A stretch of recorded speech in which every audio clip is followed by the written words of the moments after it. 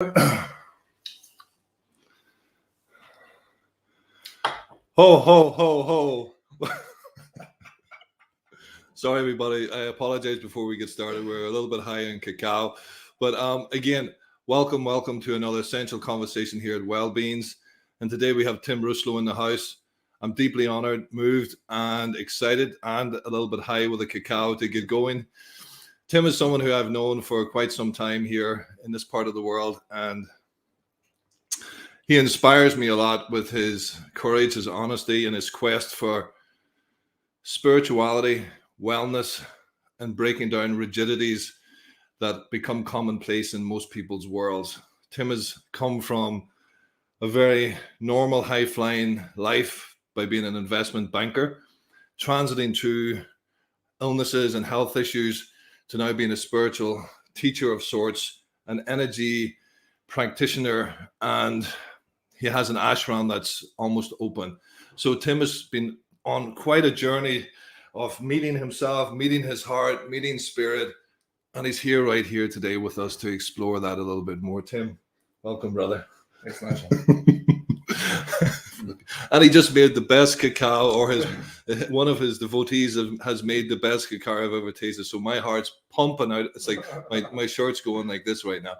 But Tim, welcome, and tell me a little bit about what I suppose there's so many entry points, but like, what was the moment in your early life where you looked around and you said, okay, well, maybe there's something else, or maybe there's a door that's very interesting over there. I want to walk through that. Or what was the impetus for you to go from this very normal, high-flying, busy world of corporate into where we are now?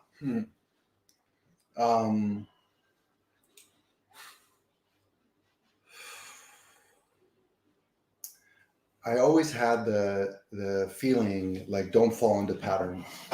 So I would always walk a different route to work, or mixing up my yoga classes, not getting too stuck in one style, doing physical yoga, and would change my diet all the time. I would try Atkins diet, I would do raw food, I would do fasting. But where did that understanding, that flexibility and movement, it just came through? Yeah, it just came through. It just was kind of always there.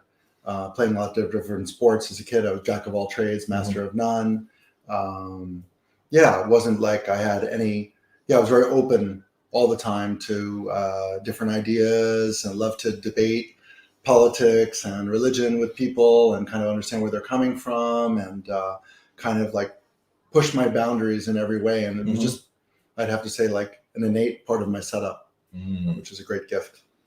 Wow. And just like, I want to see this. This is you, like, as a teenager into your early 20s, and then you got into the sort of the corporate landscape. How was that time for you? Yeah, I was not attracted to the corporate landscape, as you might imagine, because of the rigidity, right? So, but that's the world. And like, I realized that I needed money, because money would be freedom, and that the constraints of not having any money are quite constraining, and that I would like to do what I like, and have fun, and feel comfortable and not stressed. So where can I do that? And also be in a structure, but be free in that structure. So what tools do I have? What interests do I have? And I realized I read George Soros's book. Now he's the arch villain, but at the time he was a hero. And his book about his trading diaries when he broke the Bank of England, and his life story in that book. I read this book in one night, and I was like, I can do that. Okay. So I was like, I can do that, and I know how to apply the vibe of what this guy is sharing in my own way, and I'm sure I can do it, like a knowing that I can do that. So I started applying again, not the specifics, but the vibe of what he was sharing to my understanding of politics in third world countries. Okay. Now called emerging markets. And so I would see that there would be cycles of boom and bust. That's what Soros's main gig was, boom bust cycles, but more G7. So they're boom bust, even more in emerging markets because they're unstable economies. They're just growing. Exactly. They've got dictatorships or whatever. So they're subject to boom bust much more often. From a trading perspective, that's great because you make a lot of money in the boom and you make a lot of money in the bust, and the violence of the moves creates like I forgot what beta. I don't know what I was never good with that stuff, but creates like a volatility which leads to potentially a lot of profits or bankruptcy if you get caught in the wrong way with that. So I basically applied what I knew from politics and history, which was where my background was, into emerging markets and applying this boom bust paradigm to it. In those days, I had to go to the New York Public Library to get my information. There was no internet. And so I'd be there, and I wrote this paper about this theory. And then I went to different hedge funds, which are like pretty freewheeling investment companies, where pension funds and insurance funds and rich people put their high net worth. That's where you put it all. Yeah. So I just wanted to start going to them because I was like, this is a hedge fund kind of paradigm. And I met someone who had a similar interest and background, and he hired me. And then began a 15-year career, basically applying that paradigm, and not just in emerging markets anymore, but in currency markets and bond markets. Like once I got the rhythm of what that was, and then saw I could play it out in real time, not just as theory, and all the ups and downs that takes, because you doubt yourself every moment. You know, the market goes against you. What did I miss? What did I miss? So, and market goes for you. I'm a hero, and then slammed again. So the whole 15-year period, if I look at it from my perspective now, was an incredible, intuitive, and discerning training, because you couldn't get too full of yourself. The market will just take you down. Also, when you're at your lowest and depressed and like, what am I doing? And I'm going to go bankrupt and I'm going to get fired. And why would I do this to myself? It's usually like the darkest before dawn moment. And you know, that's when you double up. So exactly. So it, like the darkest, that's when, with wisdom, you realize that's when you double down. It's like, doesn't get any darker than this. That's the moment. And you have to know when it doesn't get any, it can get pretty dark. And then also when you're high, like, wow. Then it's just like unload, sell, get rid of it all. Like enjoy the high. Don't like rest on your laurels. That moment of peak euphoria is the time to unload everything, as everything seeks its kind of medium. So 15 years, and also like being left alone by the corporate structures, so I could just do what I wanted with that. Wow. So it was like a deep mind meld with all the markets. So, and the volatility of that, and also the rhythm of it, and I would say the intelligence of the markets. So it was like there's a collective intelligence. I would even say a divine intelligence in the markets. That like this, there's a mysterious, like all like people do technical analysis. That's trying to look at the mysterious nature of the markets in some other form. So it was really this mystical journey with the markets, but I didn't know that yet. I just thought, figure this out, feel about it, and try to extract some money from it.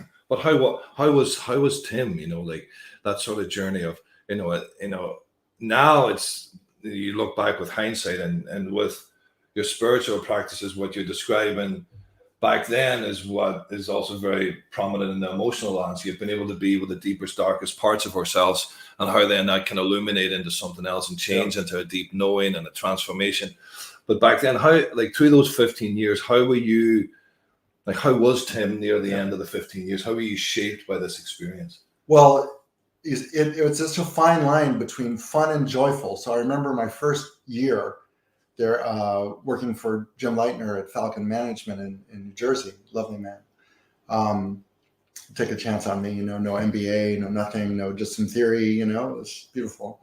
And the emerging markets were going through one of their crises, and like Hong Kong was crashing, and I was in the office at night, like trading the Hong Kong dollar and like bonds and all this stuff. And I was filled with so much joy, and it wasn't like I had any doubt. I was like in a free flow, with just like, oh, sell 100 here, buy it. And the guy was just looking at me because I was the fool in the card, like I didn't know any better. I didn't know like, wow, you're risking your whole career or whatever. I didn't have a career, so it's like, great, like kid in a candy store. And I had a phenomenal year and got a long-term position with the fund. So, but then as like experience and wisdom and some, not so fun moments start to creep in, then that kind of joie de vivre while trading is hard to retain. Yeah, it's not something you can expect to happen all the time. it was happening all the time, but then with wisdom and experience and everything, it started to get, and isn't that the story of life? Yeah. So that's what I noticed happening is like, then it became much more stressed, where before it was playful. Okay. Now it was like expectations, my own expectations, the firm's expectations. If I had a bad day, I look across the desk and I see Jim with a long face on, like, man, I hasn't spoken to me for a week. Like, like, of course he has emotions also. So like, I understand it, and I'm not like blaming him, but of course it's a tense environment to be working in. So, year by year, and patterns and successes and failures are all building up. And I had no training or capacity to manage that kind of stress. Self-imposed, it's all my stress, right? No one's doing it to me. It's all my choices. So I was really into sports. So that's where I could release my stress, like many men, right? So distract and release all this pent up like stress, which is like an energy, like anxiety, as a physical energetic sensation. So I was doing triathlon. I was training like crazy, and like 300 miles on the bike, and I'm running 30 miles a week, and it's in the pool twice a week in the gym. And sounds like your training schedule. So I was doing that, and then later that got transferred after I hurt my back into yoga. So 6 days a week yoga, and then also discovering next to my yoga studio was a beautiful raw food restaurant, and also a Russian sauna, the Banya, Russian Turkish baths, East 10th Street, New York, for those of you who are old school New Yorkers. And so I started making that my de-stress package: yoga, sauna, cold bath, raw food. And it started to transform like my ability, my physical body, and also my ability to handle like higher stress. And I could go, months at a time with just having like liquids, no problem. The transition to like raw food was amazing. My digestive problems seemed to resolve. People would look at me. I'm in the sauna 6 days a week. I'm doing yoga 6 days a week, Ashtanga. And I was sore on the 7th day. And after a couple months of that, people were looking at me going, "What is going on with you? You look so fresh. You look," I was maybe 35 at that point, "like you look 25. So that's always nice to hear. So like, that's something good happening. Yeah, something's working here. Yeah. And again, for those out there, you might identify with this. How when you're in the rat race and you're in the hustle, you got to take care of the body a little bit. You can't burn the candle at both ends. It catches up with you after a while. And how was this? So you were 35 years of age, and you were in this industry, and you, in certain regards, you were taking care of yourself. In certain regards. Yeah. So what about the other regards? When did they start knocking on the door? So I guess I was still looking for joy and love, and that usually came with women. So when I was with a woman, either woman friends or women I was more intimate with, I would feel that joy and love. I mean, we're programmed for that with the opposite sex, no?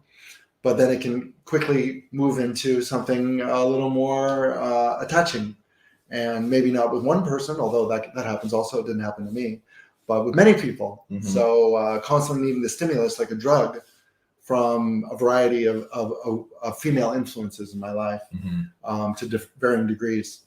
All my friends were women, And but if again not in hindsight, but from a different perspective, I can say, wow, really meditating on the divine feminine already. So there was this kind of feeling, like you said in the beginning, that this can't be all there is. Like, I've got the fancy car, I do what I want, I don't feel constricted by money. I'm hanging around with rich and famous people. I get invited to great parties. It's all great, but at one moment, actually, this is not great. This is very dry and contracting and dark and dense and not joyful. And at this moment, at age 44, New York, I was, born and bred in New York, love it, the old days. Now it's a bit of a shopping mall. Maybe I'll be, with all the issues back there, it'll be good again. But I just had to leave So I was like, I got to mix everything up. I got the download. I got to get out of here. Mm-hmm. I kind of had that in my makeup anyway, to throw up the board and let's start again, or let's break out of this thing. And now let's break out of New York. Like this has been a great run here. Mm-hmm. I feel it's over. I feel like it's like a club that's ran its past due date, and you don't want to go there anymore, like that. And I had a friend I met, and got a job offer in London. I moved to London. And, that temporarily solved some issues, new place. New distractions. Exactly. And all that. And I started going to Ibiza a lot. Okay. So Ibiza was another way to manage that same stress, because I had like more position, more authority, more money under management, more responsibility, and accumulated stress, more need for some form of release or medication. Yeah.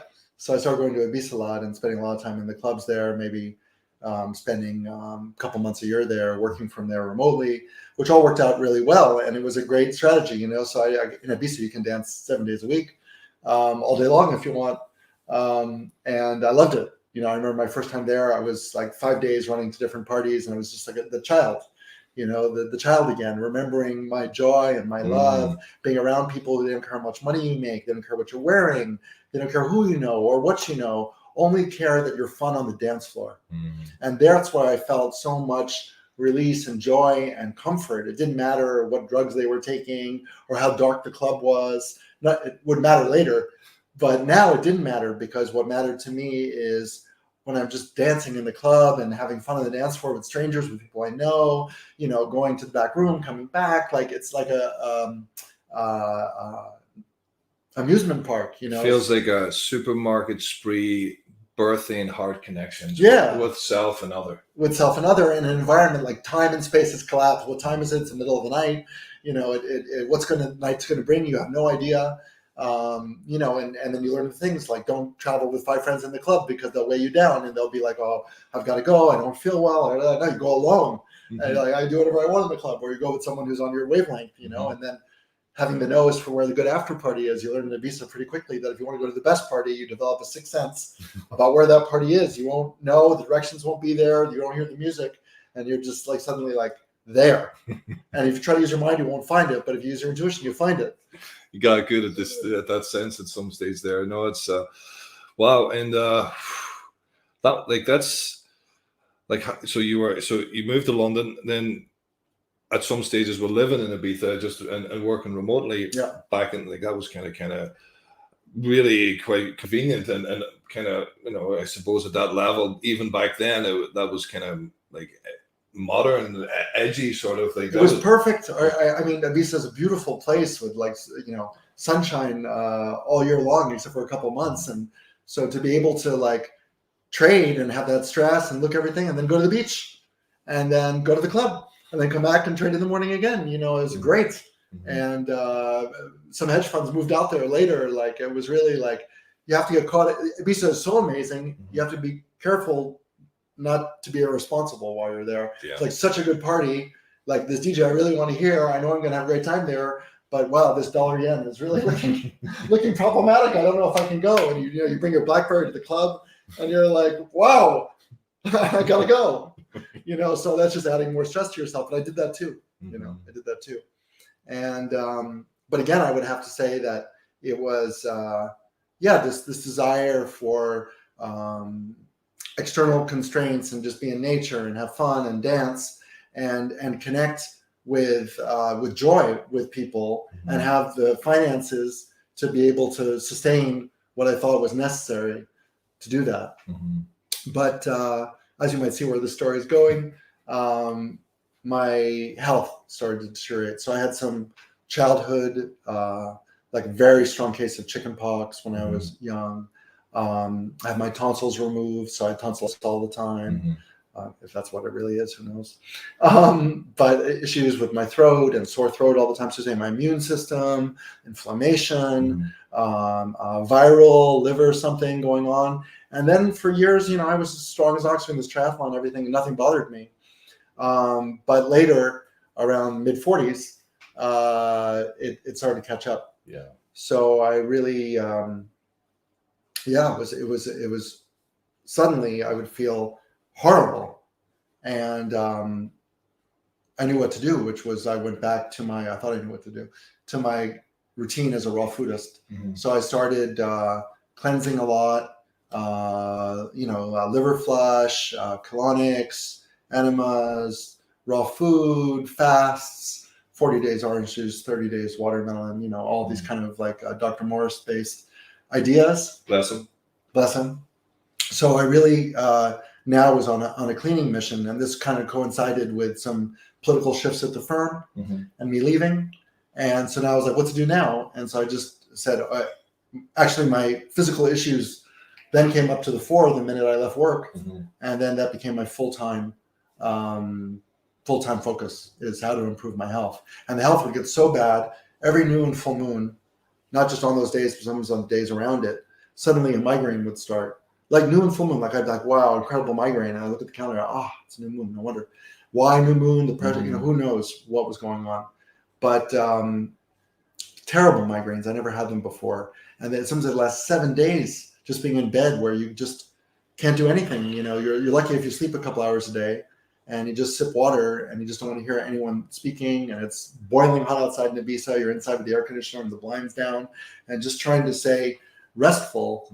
And being in this same situation so many times, I cannot even tell you, like countless times. It feels like the body's trying to say something to you.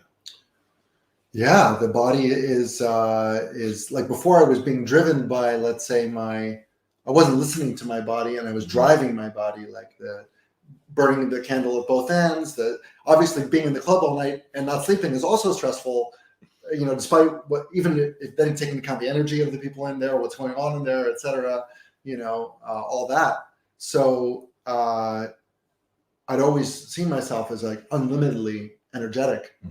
But now my limits were apparent. And to go from feeling like, I can do this extensive triathlon training, to I'm in bed 7 days, helpless and in pain. It's quite a turn of events. And for me and for the people out there, I have a history as a I suppose a naturopath of sorts, and functional wellness practitioner. This was my sort of past. It's more psychology is now psychotherapy. But my philosophy is, when the body keeps the score of all the stuff we hold, and what I mean by that is that it starts to speak to you, even if you don't see the signs, logically or mentally or cognitively. The body kind of gets in there and kind of slows us down at a certain time where there's an invitation for a blossoming or a change. And as I see the picture of the rose in the background, I always see illness as a rose, almost, because it helps bring forth the possibility of an opening to something new, real, important, transformative. So I'm feeling this is what started to happen for you, Tim. Well, I look at it much the same way. I always say everything is coming up to be healed. If it's present, it's coming to be healed. You're not, not everyone will catch a virus. So if you caught the virus, there's something that needs to be healed within you. And that's what's happening, like a resonance with like an entity. Not everyone catches that entity, but you will, because there's a resonance there. So all physical distress, whether we realize it or not, is a blessing and a healing. But at the time when you're in a 7-day migraine, those are nice words, but you don't want to hear them. No, you'd be throwing something at the person saying it. Yeah, exactly. Like, please leave my room now. So, I just went through this process, and I started looking for healing. So I remember the first people I went to were giving me antivirals, and they were I was still interested in alternative medicine. So it was like a Chinese medicine doctor who was also an MD. But then gradually I dropped all the MD stuff, and I went to India and started doing panchakarmas, and that really appealed to me. And I knew there was something mystical about that. So panchakarmas, for you out there who are not aware of Ayurvedic medicine, it's a branch of Ayurvedic medicine where you clean the organs on the most fundamental, basic level. That's what that is. So Tim went to India to clean his body, but maybe he found something else there. Yeah, and I tried many things. Like I was open to different influences. So I was also into the shamanistic vibe. I did ayahuasca how many times, peyote, other plant medicines. I realized at these points that I need to step outside my box and my mindset and my heart set and my patterns still. So I still had that thing, I need to break patterns. And I saw that these plant medicines or alternative cultures or mystical processes are a way to access something like a divine intelligence or something bigger than myself, because whatever patterns and subconscious programs I have are what put me in this situation. And obviously I can't see them. So I didn't know Nigel then, so I didn't have a person to go to share. So I wanted some outside influence, but one that was subtle and mystical and powerful. So I was looking for that. Like what can I expose myself to, or what can I investigate where I can access this divine intelligence? So what happened was October 2012, I was in Ibiza, and I went to my first peyote ceremony. So on a beautiful friend has a beautiful retreat center on top of a mountain, and she has many shaman come from all over the world, and that's 2012 was maybe the beginning. I think there was, in some book I read, there was like an elders council in like 2004, and then the shamans started traveling around the world with their medicines. And so by 2012, it was kind of like I had many friends who were going to Peru and to the Amazon, and shaman were coming to Ibiza. So it was kind of the beginning of all that, I would say. And Ibiza is the perfect ground for that, because everyone's used to taking something and going into an altered state. So trying to like get rid of the chemical drugs and have something that was going to heal them, but they could still journey with and do all the things that they love. It's a perfect environment for shamanism to take hold, and many people were into that then. So incredible experience. So the shaman, so charismatic, this guy from Texas, Mexican American from Texas, and he said the bar is open. You cannot take too much peyote. So we have peyote tea, peyote chocolate, peyote buttons, and the dried peyote. And you do what you want, and it will go around and whatever. And of course, the chocolate ones went first. They're the best tasting. And peyote tastes not good, especially the dried stuff is. Oof. But, I was already pretty extremist. So I was like, the bar is open. I can't, and I knew enough to know that the first time you do something, the fool, you should just go for it. Instead of being like, oh, I'll just try a little and see how it feels. From my club life, I learned, no. You just go for it.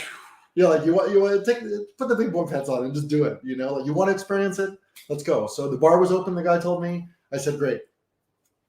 So after a little while of the sharing of the medicine, I went to the bathroom. I came back, and as I was coming back, the shaman looked at me. It's about 60 people, and he had an empty chair next to him. And he said, "You come over here." And I was like, "Okay." I sat next to him. He had a big shaman feather, and he started waving it at me. And all of a sudden, I sort of broke out in a hot sweat. And I was like, oh my God. And I'm not a person who throws up very easily. Some people are throw-uppers. I was not that kind of person. I ran outside. They said, get well. I got well. And under the full moon, October 2012. And then the rest of the night, I was a rocket ship on the launch pad. And people were, if you've been to shamanistic ceremonies, it's mostly sitting around singing medicine songs, kumbaya, ayahuasca songs, beautiful. And that was going on. But this body was on Cape Canaveral launch pad. I was just vibrating. I had to stand. I could not sit. And I was shaking and vibrating so strong. A couple of people who thought they were shaman, they have the feather in their hair, but they're not shaman. They're just go to these things and try to ego it. Tried to touch me and calm me down. I'm like, please move away from me now. And other people were moving towards me because they were like, whoa, dude, we want some of that. So I'd say 80% of the people were either indifferent, turned off, or actively trying to get me to, you said the bar is open. Here I am. Why is this wrong? And so being able to hold my center, saying, you back off, and it's okay. Yes, you can sit here, even in the state of feeling I'd never felt like this in my life. So that was my first Kundalini awakening. Wow. So it was really like this rocket ship and launch pad. And then I was just standing. I was like, when are they going to bring in the speakers? And I want to dance, I want to move. but everyone else is like, kumbaya. And I was like, like maybe everyone doesn't have this.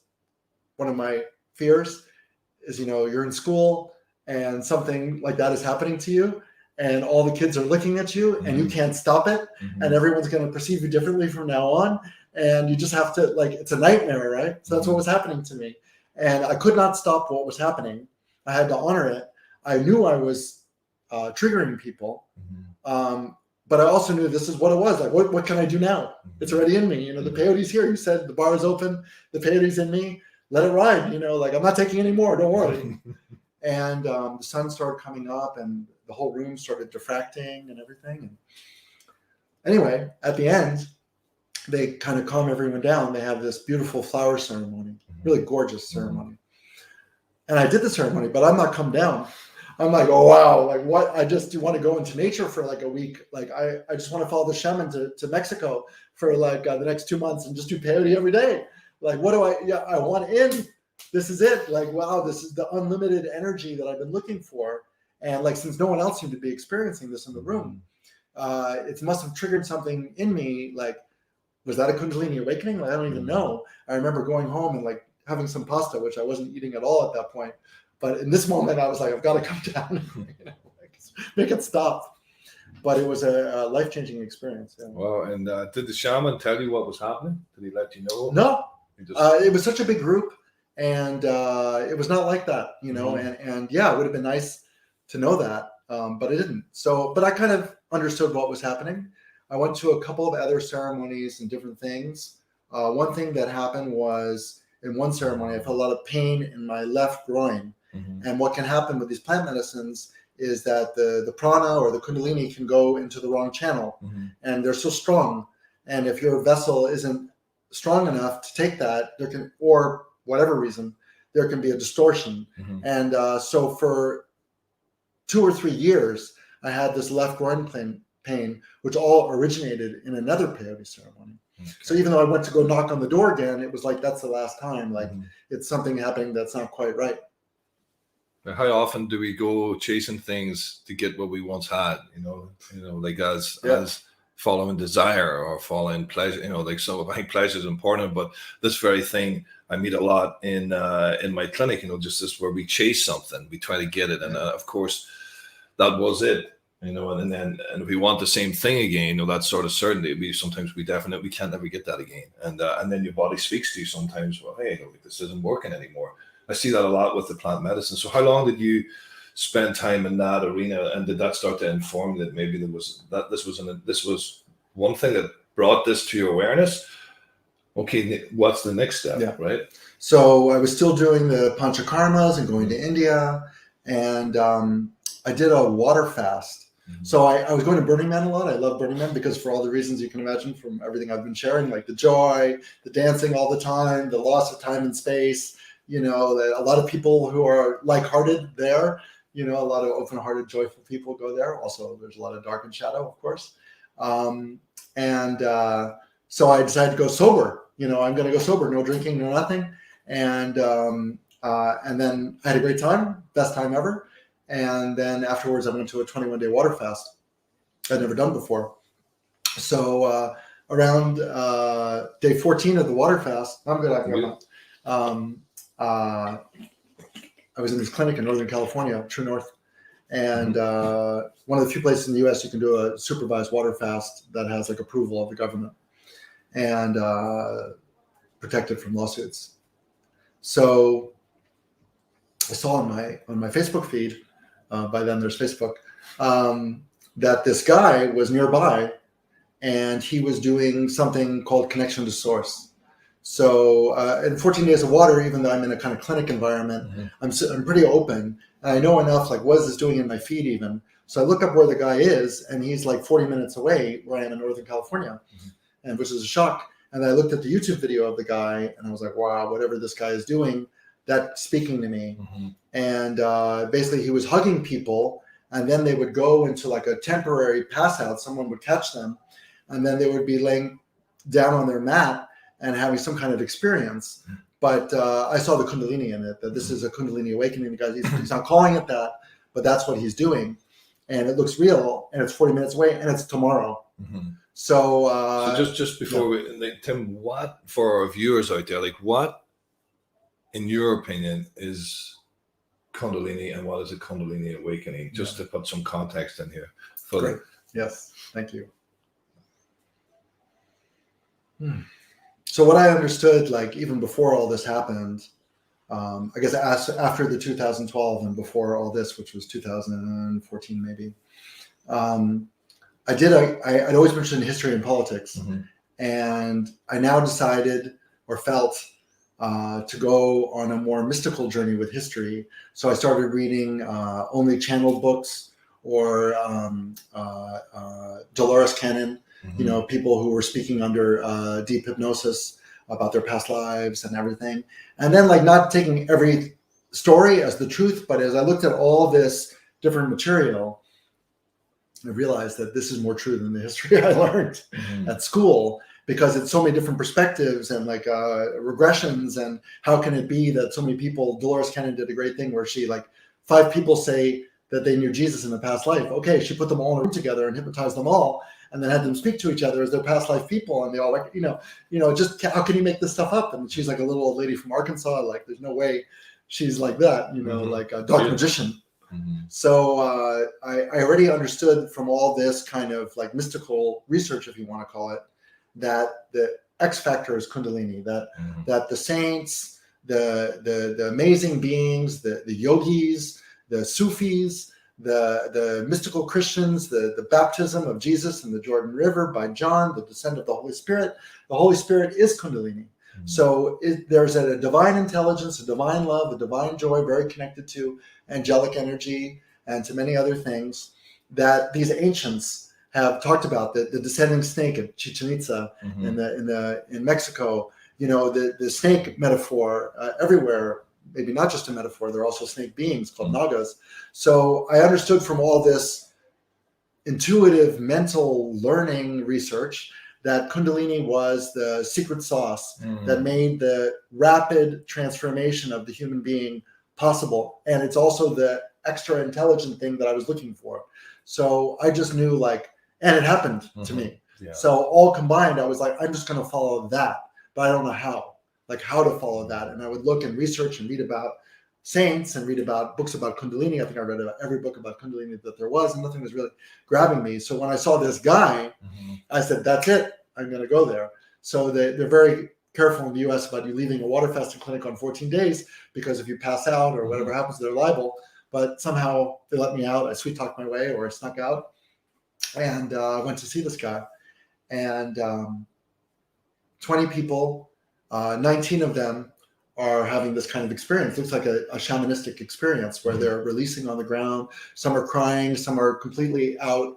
And it doesn't look scary or aggressive or heavy like many shamanistic ceremonies. Look heavy, feel heavy, like purging, and like maybe darker forces are also at work. This didn't feel like that at all. This felt very light, even though if you just looked at the physical sensations people were having, it may not look so attractive. But for me, I want in. That was my feeling. So I didn't feel a thing though. And so I asked the guy, I said, can you like bop me on the head again or do something, because I think I missed it. And he's like, it doesn't work like that, but sure.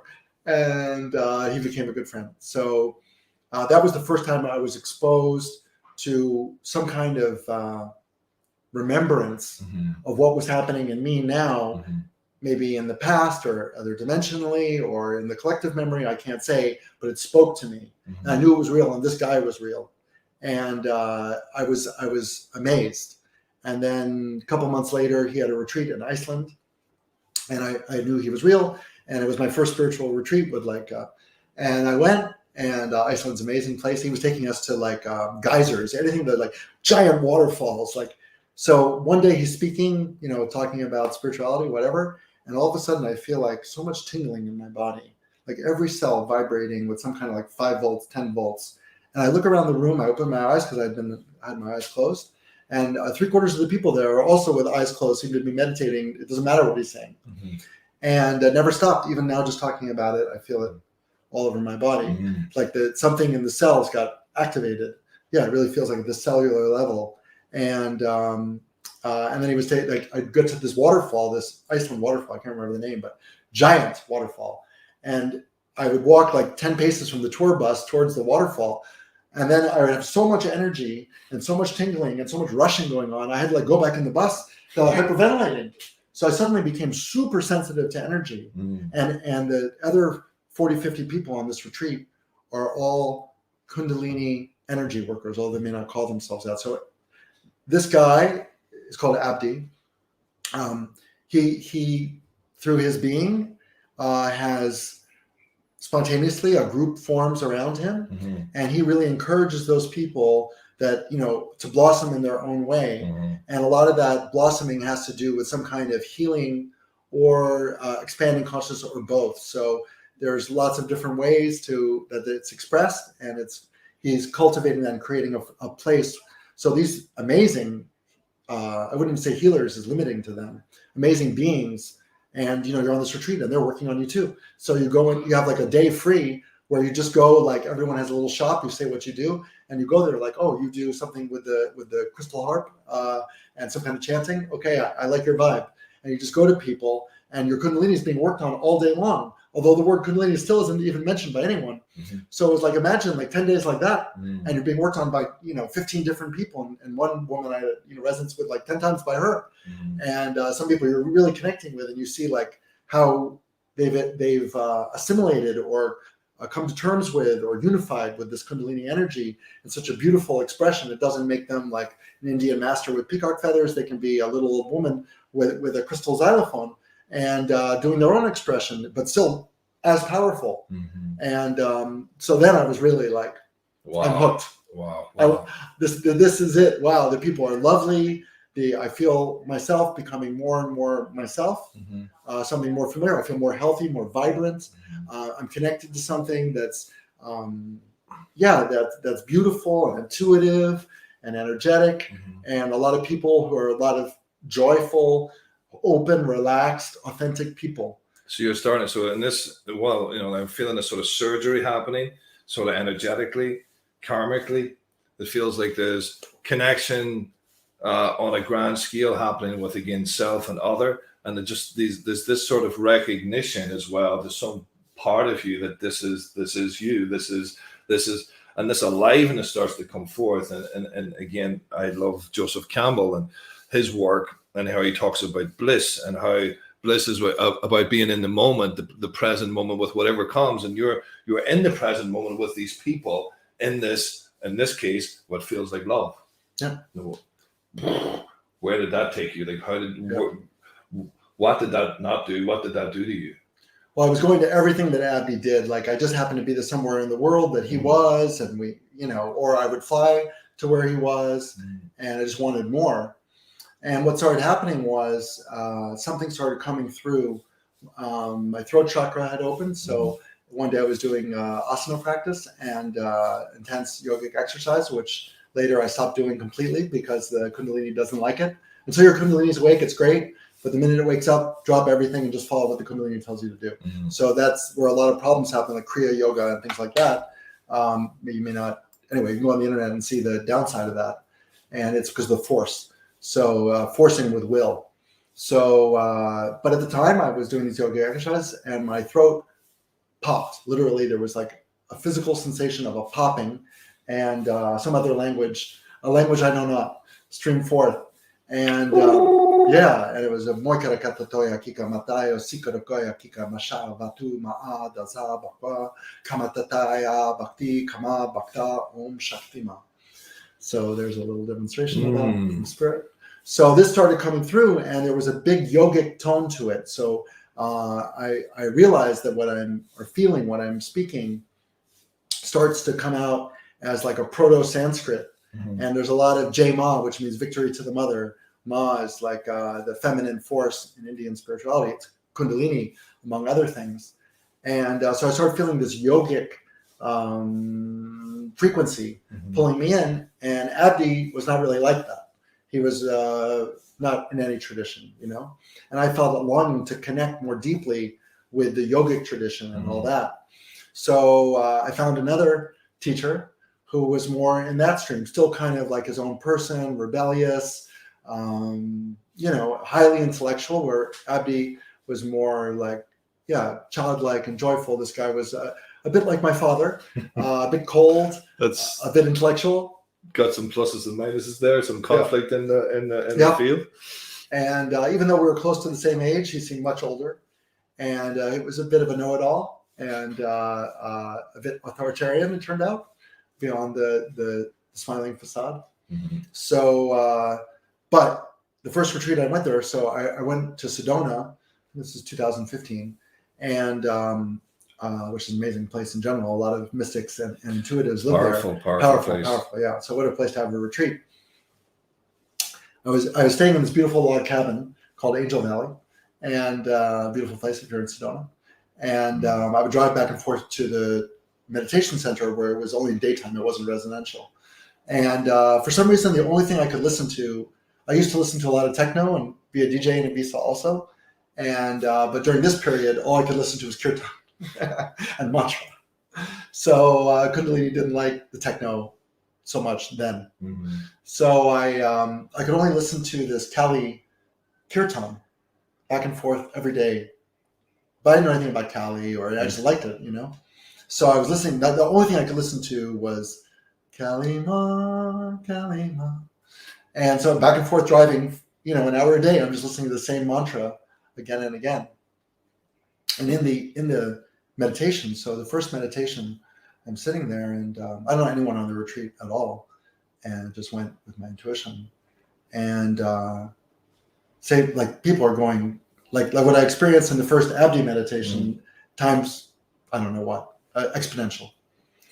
And one woman's cuckooing like a cuckoo bird the whole time, and I'm just like, what is that? But it's real, no one would do that to themselves. And later, there's a diagram of the throat chakra. One of the animals that's represented in this diagram of the throat chakra in Indian spirituality is a cuckoo bird. So it's part of her throat chakra opening. Incredible. Beautiful. So yeah, it's right there in the book. Like, look, cuckoo bird.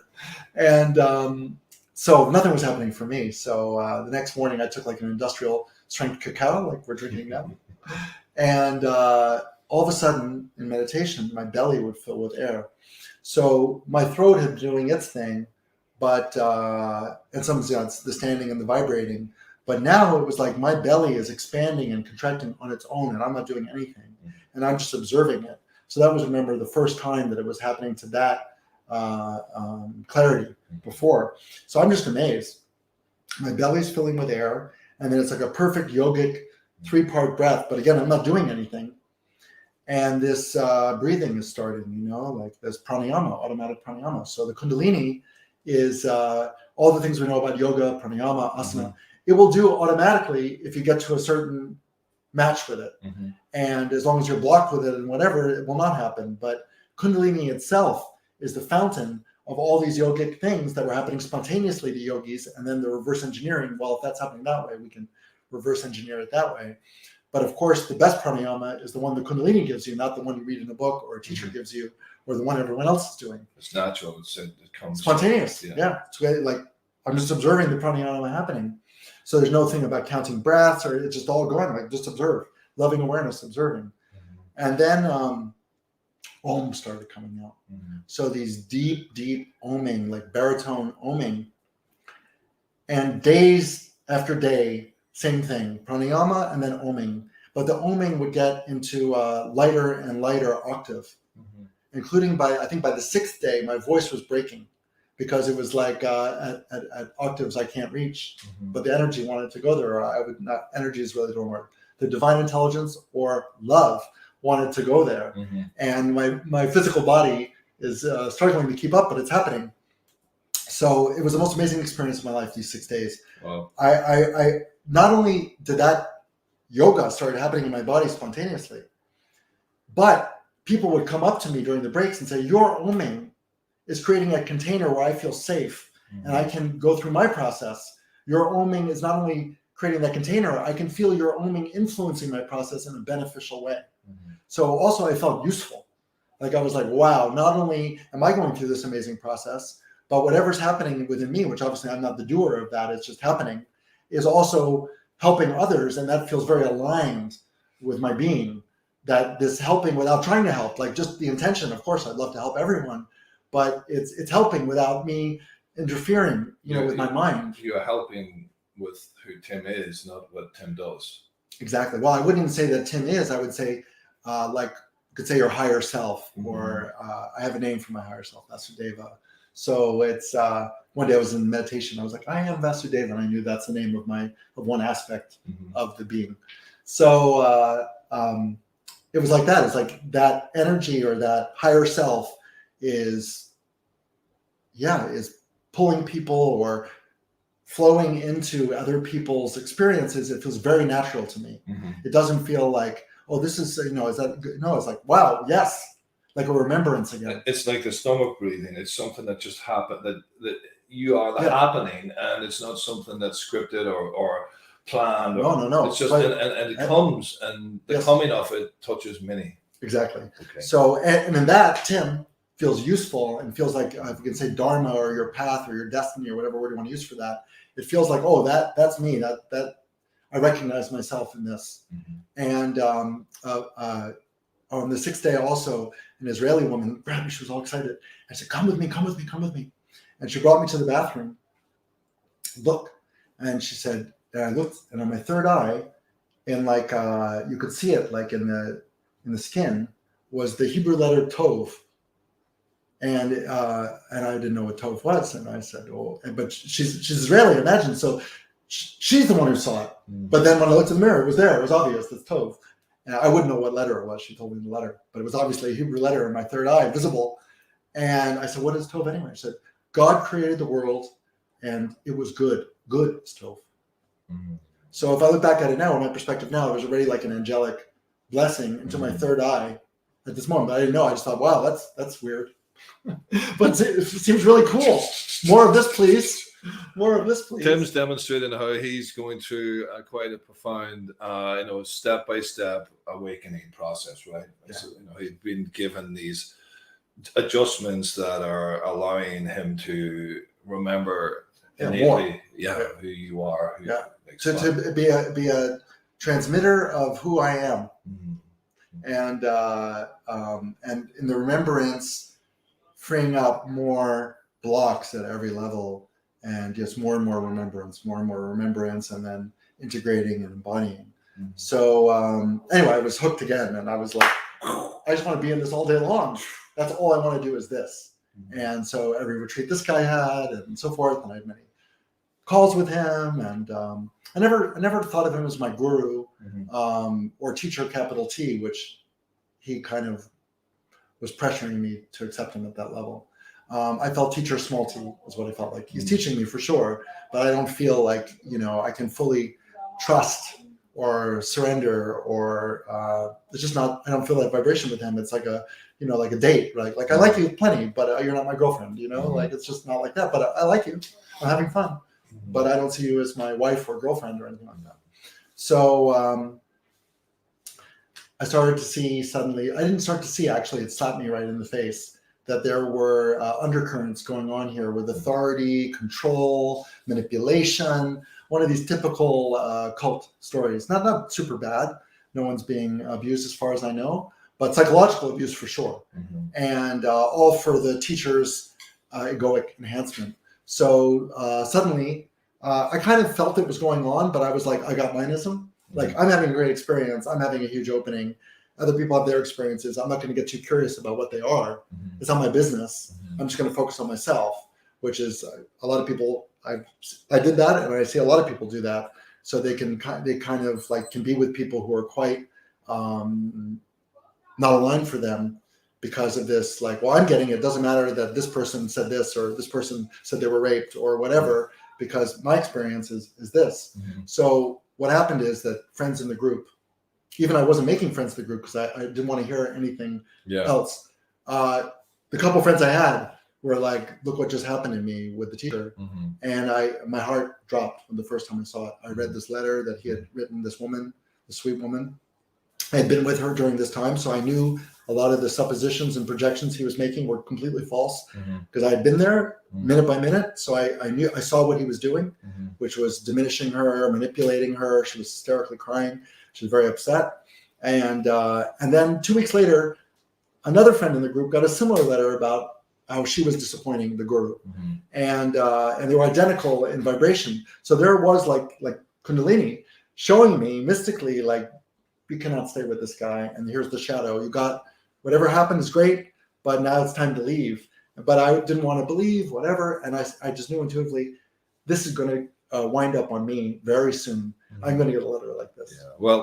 Well, again, for this is something that happens in some family systems, and definitely happens, in different groups, and it's where it becomes cult-like. What is a cult? A cult is, okay, well, if you want closeness and togetherness, that means you follow the rules. Yeah. Which means there's no individualization or separation. Or dissent. Yeah, it's like you have to be merged up in what daddy or mommy wants you to be, and there's no space for you to individuate or shine in your own particular Exactly. essence in a way. And Tim was just noticing this dynamic playing out in the group, and then I'm imagining you left at some stage. Well, I started to see like the truth of it. And later I learned that all the experiences I was sharing with the guru, because I thought like, look what's happening. Look what happened here. And look at this dream I had. Actually, it was triggering him big time, because my friend had been present with him, one of his close devotees, and said, oh yeah, he was super pissed off because he didn't have those experiences. And I said, well, how can the guru be competitive? Like, that makes no sense. He should be happy for me. I don't understand. But because there was unresolved shadow from him. Exactly. And so I was still trying to, negotiate all that. I got the call during the eclipses. So I from my mystical study, or just intuitively, I knew that between eclipses, usually come in 2 or 3s, is a great time for transformation. So wind up some power spot like Sedona, or in this case, the Ganga, Rishikesh in India, during that time, and just fast and meditate during that period. Because still I wanted more Kundalini, but now like this perceived source of it is kind of tainted and corrupted. I can't go there anymore. And I've looked for other teachers and gurus. Nothing's really resonating. Some are fun, but they're not going to be my teacher either. Some are just no way. So where do I have to keep on going within. But if I put myself in spots of power during mystical times, it should, and fasting, which always seems to work. I can connect more deeply to that remembrance by myself, without the need of any distorting influence. And every human influence is going to be slightly distorting, It can be, yeah. It has to be. You're in a human body. You have still a psyche. You still have a brain. You still have some residual something. Like everyone has their unique expression. You can say that's beautiful. It's also slightly distorting from like pure light, let's say. And that's fine. It's beautiful. Every flower has its own thing. But like the morphogenetic nature of flowers is pure, right? So I was on this quest for more Kundalini, going to the temples, going to the Ganga, doing these things. And I tried to go to a temple in Haridwar. It's a sister city of Rishikesh in North India on the Ganga. And it was the snake goddess temple. So, Kundalini, the snake, and goddess, that was my intention then, is this goddess energy, which is very related to Kundalini energy. And I went to the temple, and there were tour buses outside. And I said, this can't be the place. Like, I don't want to go in there. I don't even want to go to the parking lot. I don't want to go near this temple. And so I went back to my hotel, and the Havali Heritage Hotel in Haridwar. If you're ever there, that's the best place. Awesome old colonial hotel. Hard to find nice lodgings in India. And I asked the concierge, hey. And he said, well, no, I don't know. But there's a place my family goes. It's a Kali temple. I said, yes, that's where I want to go. So I knew about Kali, but I had no personal relationship. I knew about Krishna. I knew about Shiva. But I like that mantra, the Kali mantra, but I had no personal relationship with any deity, much less Kali.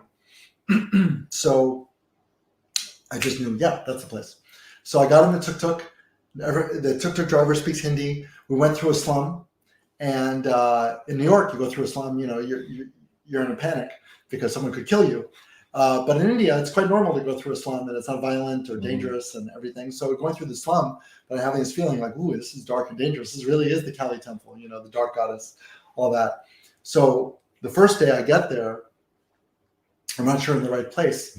And everyone else speaks English, everyone's speaking Hindi. It doesn't look like much. There was like a stupa on top, like a structure on top, but most of the temple and the ashram were going down into the Ganga underneath where we were at the street level. So it wasn't apparent that it's actually huge. It just seemed like a small. I was like, is this the right place? A blind albino dressed as a white Brahmin in all white with white hair comes out of nowhere and says in English, "You're in the right place." Well, I knew enough to know, okay. That's the sign, you know? Wow. And central casting.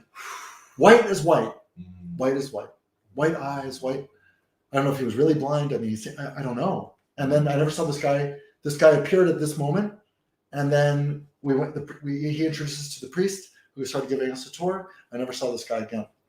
So very odd odd. So I'm meditating in this room. So in this Kali temple, they have a graha. Graha in Sanskrit means womb. So there's a room that's very dark. 10 aspects of Kali called the Mahavidyas are carved into the wall. And there's a fire pit in the shape of a yoni, female genitalia. That's a perpetual fire. So as long as this temple has been there, this fire is being tended to by the priests and it doesn't go out. Wow. So I'm in this room with my friend, Gangama is her name, and we're meditating. And I just feel all this tingling, but not anything else than that, but a very strong tingling. And kind of like that void the Buddhists talk about. I just feel like I'm in space. I feel a lot of energy. There are no visions. There's no joy. There's no love. There's no emotion. I just feel like, the floating and the tingly space, which I'm tapping into now again. And my friend said, let's come back tomorrow. And I was kind of not attracted because there's no joy and no love. So, but I knew I had to go back. So the next day we went back. We said, okay, now we're going to make ourselves comfy, not just drive by, spend some hours here. And we meditated on either side of this fire. And after about 20 minutes, we switched. And it was like lightning struck. All of a sudden, I mean, it's hard to put numbers on things. 10,000 volts, 1 million volts, struck the body. So like that first peyote experience, exponential. And now instead of just vibrating, which I was vibrating, my tongue lolled out of my mouth. So I was and my hands went up in mudras, and I started just all sorts of vocalizations, but a lot of roaring and screaming, but a lot of bliss and joy, dancing. I was possessed by the great goddess Kali. Came in, and if I wasn't in a Kali temple and I wasn't looking for that at some level, I probably would have been scared. But again, the remembrance, and I was like, oh, this is good. I want this to happen. I'm not scared. And sometimes it was physically very overwhelming. The room was filled with smoke, and it was a super mystical experience from the fire, but also what was going on with me.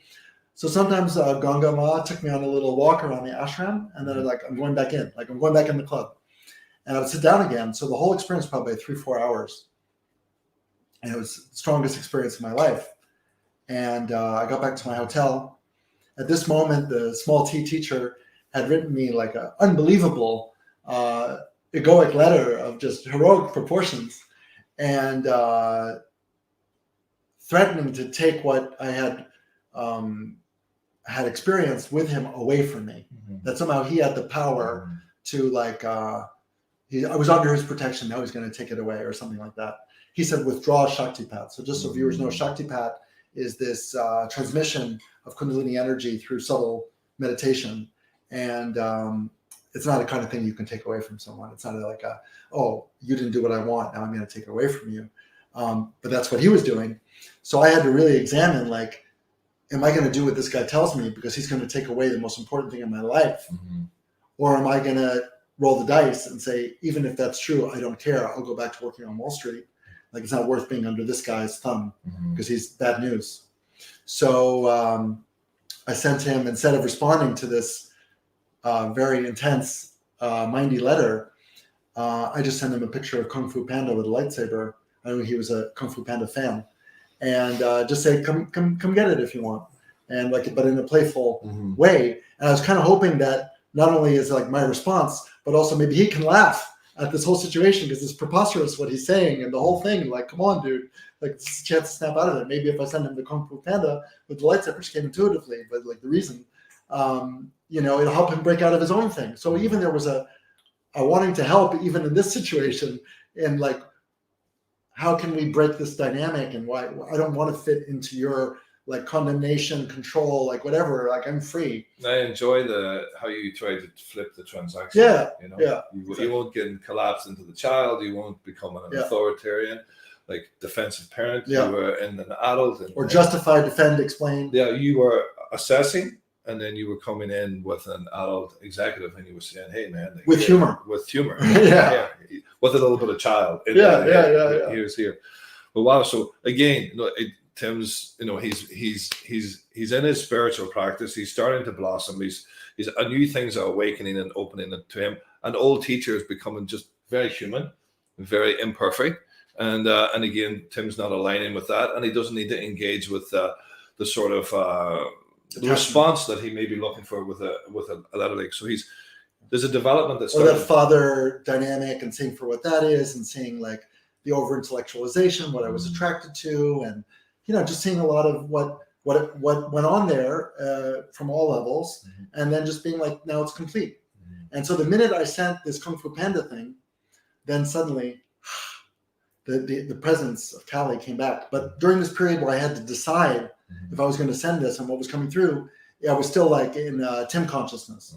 But the minute I pushed this button to send the email, all of a sudden I felt this Kali consciousness presence again, and it never left. Okay. So I would say like the great goddess Kali and Tim are in a single fused state where I feel her love and her presence and her guidance 24/7, whether it be sleeping, dreaming, waking. I feel her reflection, her love notes, synchronicities are like, I thought of my mom, she called. This is like 20 in a row, with sequential numbers and everything, like constantly letting you know that you're being held in a womb and in her arms and cared for. It really is the Divine Mother. And so that presence, 2016 November eclipses, and then it was like, wow, what's going on? What is this? Like, does this happen to people? Like, and for some of you who, I'm from Ireland, and like what Tim's talking about, he's talking about Kali, and back in the day, I wouldn't have known what that meant. But what I would have known a lot of, and maybe some of you might identify with this from the Christian faith, is like where Mary Magdalene may be in your auntie, or somebody may be in touch with Mary, or where they be able to feel into that consciousness, or be able to, or with the fairies. Yeah, in Ireland with the fairies, So there's a way in which entities or energies or sort of goddesses can, if you are divinely aligned or incarnated, there's so many, I can't work out why it happens. Grace happens. That's why we can't work it out. That wonderful name, that wonderful thing called grace. That sometimes, when you slow down enough and connect with you and the world around you, and really invite or are open to change, these things can happen. So I knew a little bit about this in growing up. So there's so much, like, your story is so interesting, Tim. But I really want to get to a place where we want to give some gift here to the people in a way. This is a gift already, to know that change can happen. That just keep listening, keep trusting, keep following, keep slowing down and feeling that place within you, and then going forward into whatever that trusting. I suppose you went from this very psychopathic pushing in that, which most of Western world is like pushing to get things happening. And what Tim's in there is really a sort of feminine surrendering into. From make it happen to surrender. To surrender, yeah. It's beautiful. And so I suppose I want to move now as we're slowly getting near the end of the podcast, to really come to Tim's here now. He has an ashram. He has many students who come to him. He offers so many more things that we would probably need another 2 or 3 podcasts to get over. But I suppose we had shared something beautiful about love and opening earlier, and what would be some of the sort of, and I want to end with us going into silence and some sort of meditation where we can give a little transmission to him. I think it would be beautiful for them, for the witnessing viewer to slow down and feel. So I want to leave that to the end. But what would be some wisdom or some sharing that you've distilled around what you see as the blockages that blockade the love, the life, the aliveness that you feel the ordinary and teachers and therapists, everybody who's watching this podcast, how they could benefit? So what comes through all the time is remember the love that you are. that you are joy, you are love, you have never been anything else but that. Anything other perception that you feel is not love or not joy is not real. The ground of reality, the reality capital R, is love and joy, and you are that love and joy, and you have never been anything else. So what's happened is through embodiment and through karma and through learning and growing and wisdom and the human journey, you accumulated stress from this life and past life experiences, which distort and make you forget the love and the joy that you are. So this love and joy that we're always seeking externally, from relationships, from food, from drugs, from entertainment, from whatever, from validation, from all these external sources, why are we doing that? We are doing that because it reminds us of the love and the joy that's internal. The chocolate sundae has no love and joy. It gives you love and joy. Not everyone, by the way. Some people like strawberry, some people like vanilla. So it gives you love and joy. So why would you eat that chocolate sundae? Because it's nutritious? No. It's delicious? Okay. But mostly because you feel love and joy when you do it. And that's your innate state. And that's why we do almost everything is for love and joy in some way, even in many twisted ways. So what I try to share with people is, can you access this divine intelligence, the supernatural power, Kali, as I experience it, but it could be Krishna, it could be Mary, it could be Jesus, it can be whomever, it doesn't matter. Can you connect with this mega love and joy and then let it work on you? So it starts to expose, like a depth charge, all the places that you're blocking yourself from the love and joy that you are. So it all starts coming up, like your thinking patterns, and you have to be a pretty strong and courageous, intuitive and discerning setup already, and subtle, receptive to subtle transmissions to even go on this path. It's not for everyone. Not everyone's set up for that, and that's fine. So, but if you are, then it's the most wonderful thing because it's completely intuitive, completely spontaneous, and it's just a workshop 24/7. In your dreams, it's a workshop. Every day is a workshop. All your experiences are a workshop. You're constantly seeing where your patterns, programs, beliefs, attachments, repulsions are preventing you from just being present in the love, and not just present in some kind of static Buddhist way. No, present in love. That these blocks are preventing you from remembering the love that you are. And with this Kundalini force, the love of Kundalini Kali, in my experience, it's the agent of transformation. It's the secret sauce that allows that blossoming to happen for you to remember yourself as love. Yeah, wow. Like what Tim's distilling here, I remember as a little scallywag skipping along a bit like Huckleberry Finn on a little quest when I was younger to understand what the hell this whole thing was all about.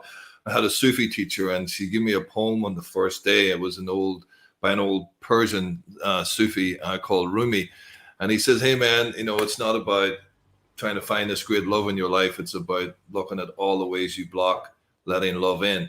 And for those people who are listening, especially coming around Christmas, coming around this time of year, where I see it as a little bit of a time of stasis, a time of liminal space where we reflect and we sit and we look and we feel maybe, or we connect more. The Christmas time, festive time is about connection.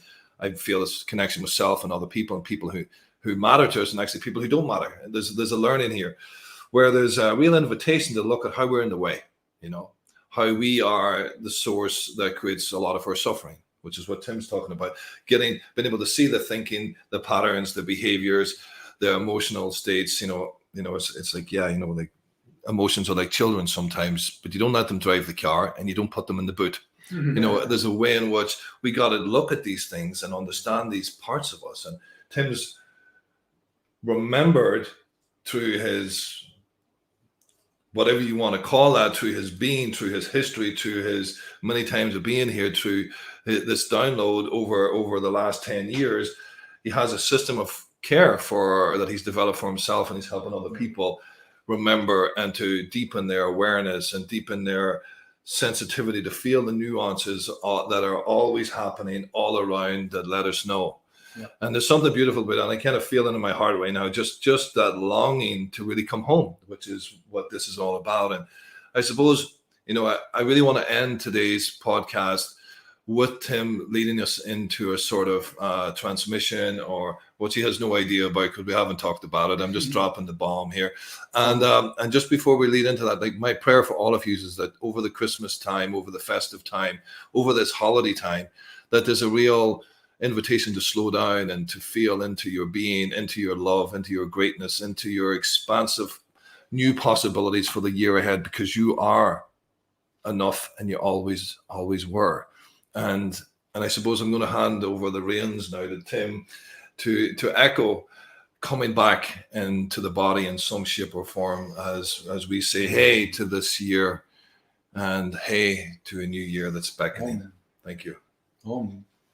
So the only instruction for the meditation is just to relax. So there's no trying to control your thoughts or emotions. You just let the emotions and the thoughts, whatever comes up for you, just be. If it's trying to really pulling on your attention, like your plans for later, just put it in the file cabinet and let it marinate.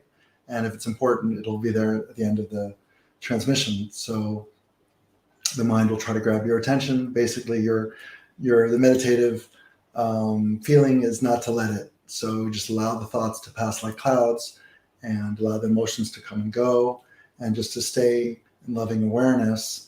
And if you can sit up straight, if you can try not to fidget or move, if you can just try to be present and sitting for the next 5-10 minutes, then that's how you get the most out of it. If you can sit with your back straight, it will help. But if you absolutely have to lay down, like I need to lay down now, you should.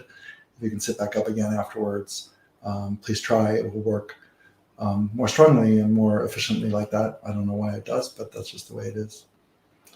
So everything that's happening over here is spontaneous. So I'm not planning what I'm saying now, and I'm not planning what's happening in 2 or 3 minutes. I have no idea, just like you. I can just shift my awareness into a presence that's always there, and then I allow that presence to come forth however it feels to that divine intelligence, that love, to express through this body. It gets expressed in many different ways. It's not limited to one specific tradition. Even though Kali is an ever-presence, there are also angelic influences and other influences, extraterrestrial influences, lots of different fun stuff going on. So it's not really so much about those characters, even if they show up for you. It's a blessing, of course, but it's more about just staying in the flow. So, you don't get obsessed about, oh my God, I saw Mary, because, maybe Yeshua is right behind her waiting to come, but you're so obsessed with Mary that you're not open for the next transmission. So it's just that you are the temple of love. You're allowing all these energies to play and to dance and to celebrate within and without you. So if you can just ease into that heart space, and we just see what happens. So there's no goal. The goal is just to relax and to receive. Om Namah Shivaya, Bhavatu Kamawa Dasa Bhakta, Om Shakti Ma. There is only love. One being, one light, I am. Om Ashrima Vāmā Bhakta Om Shakti Ma.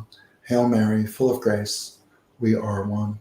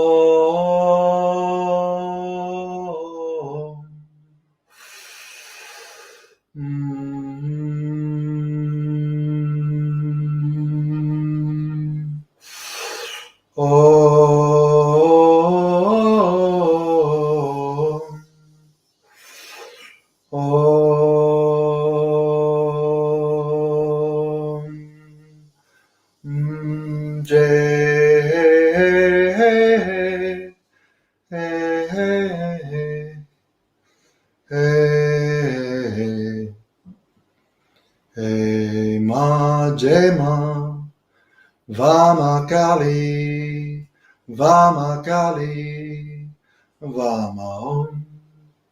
There is only love. One being, one light, I am. Om Ashrima Vāmā Bhakta Om Shakti Ma, one being, one light.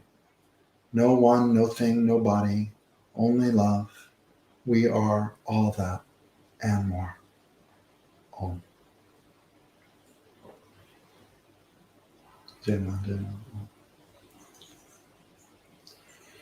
Om.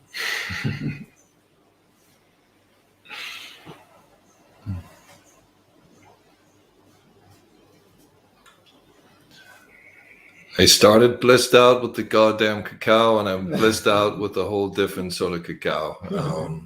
Cosmic, heartfelt, and deeply moved. Tim, before I go and lie down, I want to thank you for your sharing,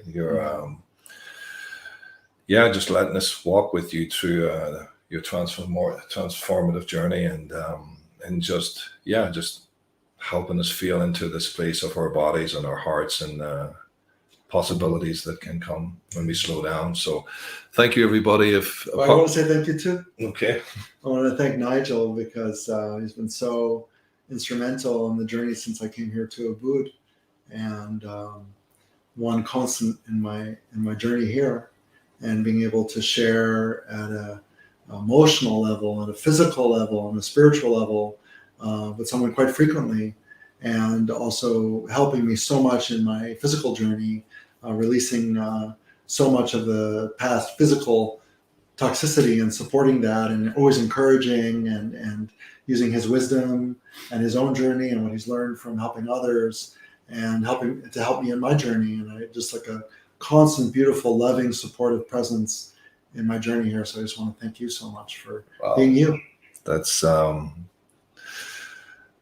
it's taken a long time before I can receive compliments, and it's and there's a part of me that's really letting that in, and it's coming in, it's sitting in there, and thank you, Tim.